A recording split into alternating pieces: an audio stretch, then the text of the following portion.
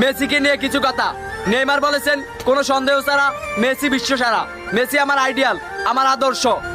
আর ক্যাসমেরো বলেছেন মেসিকে যারা ভালোবাসেন না তারা ফুটবল সম্বন্ধে বোঝেন না।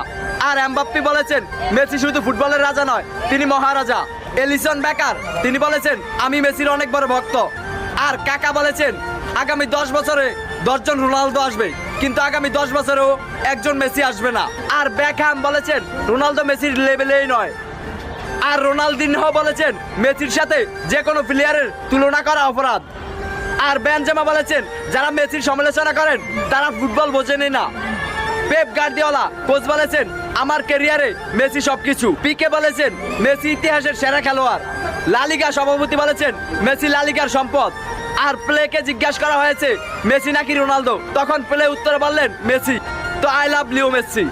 তো এই ভিডিওর মাধ্যমে কোনো প্লেয়ারকে ছোট করা দেখা হয়নি, তো যদি কোনো ভুল হয় তাহলে ক্ষমা দৃষ্টি